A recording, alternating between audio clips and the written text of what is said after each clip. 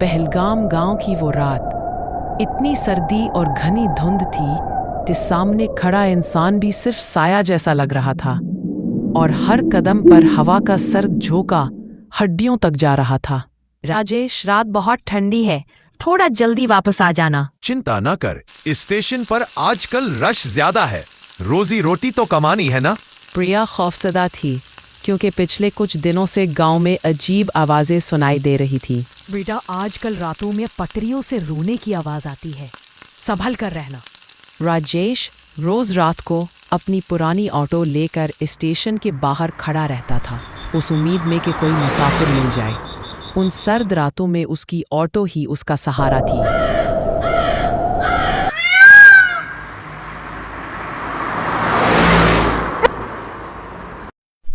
आज की रात क्या होने वाला था किसी को मालूम नहीं था, लेकिन इस रात के बाद राजेश की जिंदगी बदल जाने वाली थी। अरे राजेश, आज तो लग रहा है धुंध सबको खा जाएगी। हाँ, आज हवा भी अजीब है, जैसे कोई सांस भरता हो। क्या करें भाई, अब काम भी तो करना है ना। अनुज और राजेश आपस में बात कर रहे होते हैं कि इतने में स्टेशन से लोग उतरकर बाहर आ जाते हैं।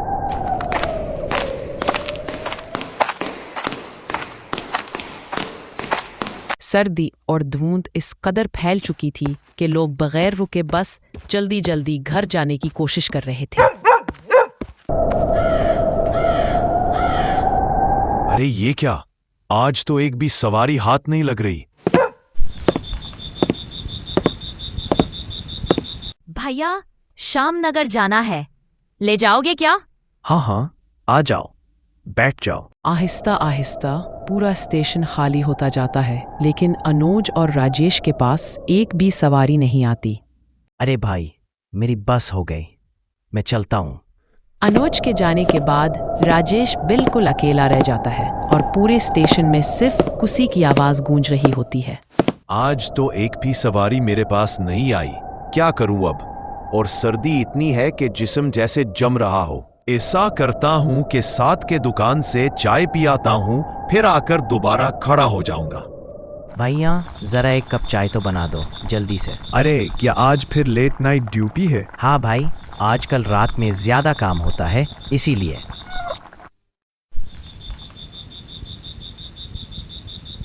इधर परिया शदीद सर्दी में दरवाजे पर खड़ी राजेश का इंतजार कर रही होती है। राजेश आया क्यों नहीं?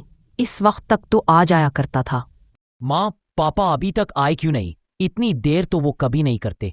प्रिया की आवाज में खौफ था, जैसे उसे यकीन हो कि बाहर कुछ अच्छा नहीं हो रहा।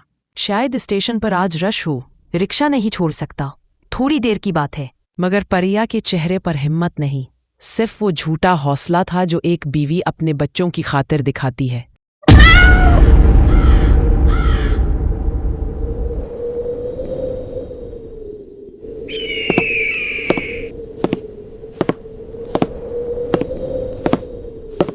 राजेश चाय पीकर वापस स्टेशन के बाहर आकर खड़ा हो जाता है और फिर आवाज लगाने लगता है, ऑटो ऑटो ऑटो।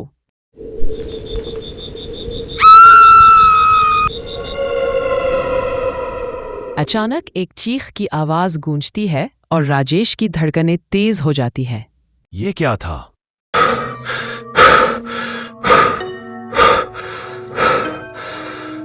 ये वो लम्हा था जहां राजेश को वापस मुड़ जाना चाहिए था, मगर गुर्बत इंसान से सबसे अहम फैसला भी छीन लेती है।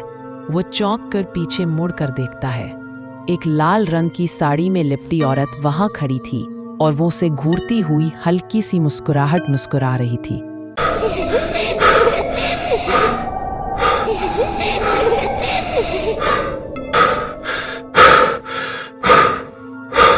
कौन हो तुम?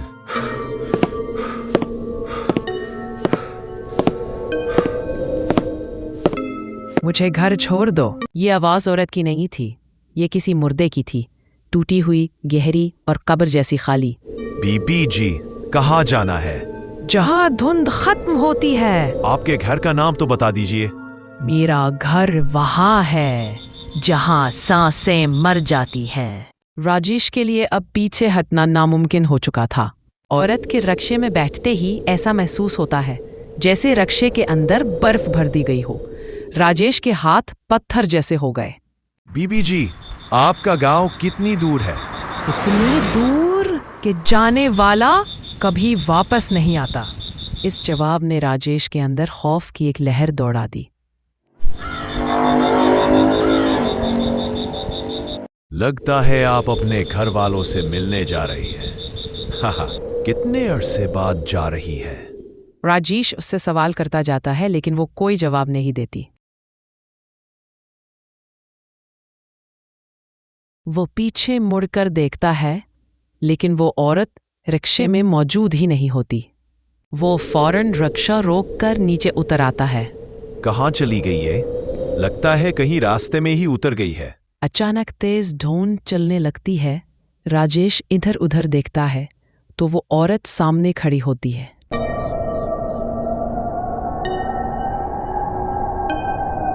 औरत की आंखें शदीद लाल पड़ी हुई थीं और उसके मुंह पर गहरे लाल निशान थे, इतने भयानक कि देखकर खून खुश्क हो जाए। राजेश। तू मेरा नाम कैसे जानती है? बस जानती हूँ। राजेश के सफर का रास्ता सिर्फ सड़क नहीं था, बल्कि मौत की तरफ जाने वाली एक खुली पटरी थी, जिसके आखिर में जिंदा वापसी नहीं थी। अचानक धुंध इतनी तेज हो गई कि राजेश बेहोश होकर गिर गया और वो औरत रिक्शे में गायब हो गई। राजेश, अब तो तुम मेरे हो। जब सुबह हुई तो धुंध रात से भी ज्यादा भारी थी। ऐसा लग रहा था जैसे अंधेरा अभी भी गांव की गलियों में लटका हुआ है और स्टेशन के बाहर वही रिक्शा खामोशी से खड़ा था, जैसे रात की कोई बात अब भी उसके अंदर कैद हो। ये कैसी बदबू है? ऐसा लग रहा है जैसे रिक्शा रात भर बंद कमरे में घटता रहा हो। रामू को खबर नहीं थी कि सिर्फ बदबू नहीं, बात कुछ और है। ओए, ये पर्दे खुद से क्यों हिल रहे हैं? पर्दे हिलना कुदरती बात नहीं थी, क्योंकि इस वक्त ऐसा महसूस हो रहा था जैसे कोई अंदर बैठा हो या कोई अंदर अभी भी हिल रहा हो। ये फ्रंट सेट तो टूटी हुई है, पहले तो नहीं थी। ये तो राजेश का रक्षा है ना, पूरी रात से यही खड़ा है। माँ, राजेश पूरी रात नहीं आया, कोई खबर नहीं। प्रिया की आंखें सुर्ख थीं, जैसे जागते जागते उसकी आवाज भी थक गई हो। उसके दिल में रात के अंधेरे वाली बेचैनी अभी तक जिंदा थी। पता नहीं कहाँ चला गया है। माँ, ऐसा तो वो कभी नहीं करता था। दादी, क्या बाबा अब कभी वापस नहीं आएंगे? बेटा, ऐसे नहीं कहते, वो आ जाएंगे घर।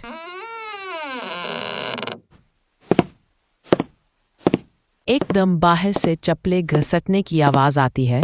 दरवाजा आहिस्ता आहिस्ता खुलता है, धुंध खत्म हो जाती है और राजेश अंदर दाखिल होता है। प्रिया भागती हुई राजेश के पास जाती है। राजेश कहाँ थे? पूरी रात कहाँ रह गए थे? प्रिया के सवाल में मोहब्बत भी थी मगर डर भी।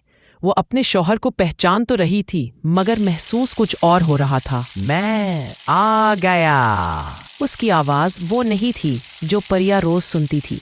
ऐसा लग रहा था जैसे उसके अंदर से कई आवाजें एक साथ टूट फूट कर बाहर आ रही हो। राजेश, आंखों में देखो। क्या हुआ है? लेकिन राजेश की आंखें ऊपर ही नहीं उठ रहीं, जैसे रोशनी उसके लिए जहर हो।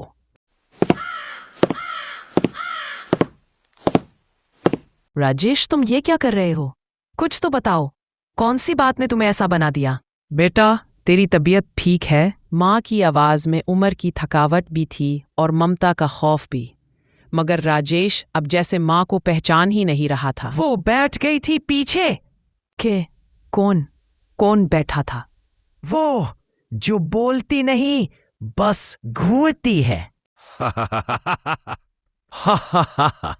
राजेश, रक्षा कहाँ है? तुम वहां से कैसे आए? रक्षा तो वही है जिस जगह मैं छोड़ आया हूं, वहां किसी को नहीं जाना। और फिर उसके चेहरे पर वही गैर इंसानी मुस्कुराहट वापस आ गई।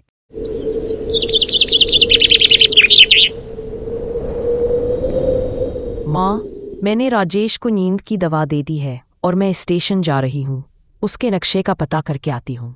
सूरज तो निकल आया था, मगर प्रिया के दिल में अभी भी रात वाला अंधेरा ही छाया हुआ था। उसे यकीन था कि राजेश ठीक नहीं, कुछ बहुत बुरा उसके साथ आया है। ये राजेश का रिक्शा है ना? ये यहाँ क्यों खड़ा है? वो तो सुबह घर आया था। बहू जी, ये रिक्शा पूरी रात यही खड़ा था, किसी ने चलाया तक नहीं। हमने रात में एक औरत की चीख सुनी थी, फिर धुंध में एक साया रिक्शे के पास आया, लेकिन रिक्शे का दरवाजा तक न खुला। प्रिया का दिल बैठ गया। वो बिना कुछ कहे भागती हुई घर की तरफ लौटी। प्रिया जब घर वापस आती है तो राजेश मजीद अजीब अजीब हरकतें करने लगता है। राजेश, क्या कर रहे हो? वो दीवार के अंदर है, देख नहीं रही, मुझे बुला रही है। ये वो लम्हा था जिसने घरेलू खामोशी को डरावने तूफान में बदल दिया। वो कहती है मैं अभी गया नहीं हूं। अचानक बच्चों की चीख सुनाई देती है। वो कमरे से भागकर बाहर आते हैं, जोर जोर से रोते हुए। अम्मी, हमारे कमरे में कोई काला हाथ चल रहा है, हमने देखा। अचानक से पूरे घर की लाइट बंद हो जाती है। परिया अब समझ गई थी, घर में जो आया था वो उसका शौहर नहीं था।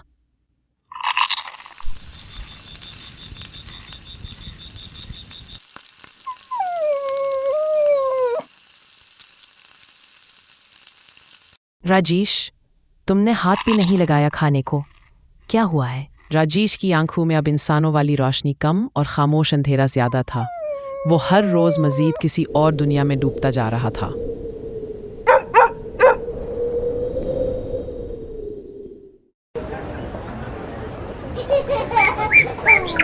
बाबा, आप भी हमारे साथ चलकर खेलो ना। लेकिन राजेश बगैर कुछ कहे वहां से चल पड़ता है। जिस दिन बच्चे बाप से डरने लगे, समझ लो घर में सिर्फ छांव नहीं, कोई साया रहने लगा है।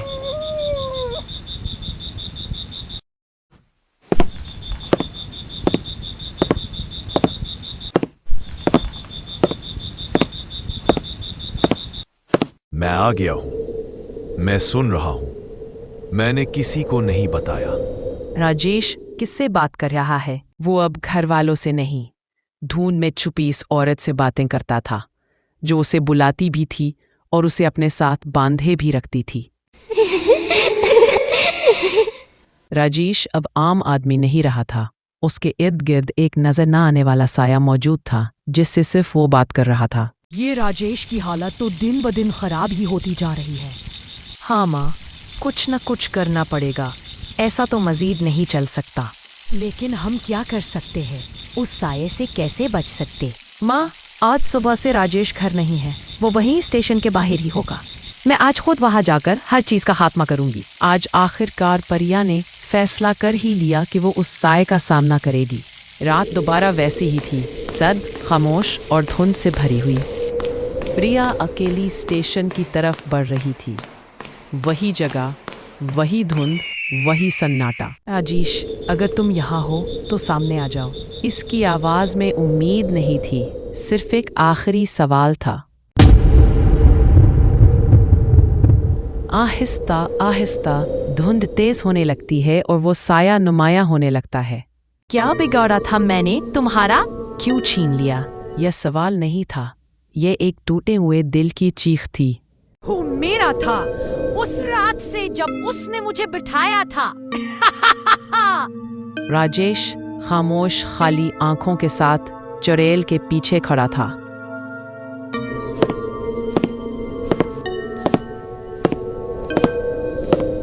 राजेश, घर चलो, बच्चे रो रहे हैं। मगर वो अब सुन नहीं सकता था। चुड़ैल ने राजेश का हाथ थामा और दोनों धुंध में हमेशा के लिए गायब हो गए।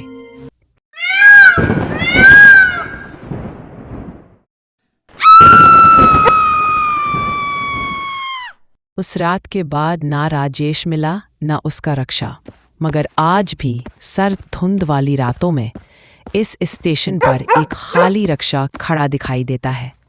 और अगर गौर से सुनो तो किसी औरत की हंसी और किसी मर्द की सिसकी अब भी सुनाई देती है।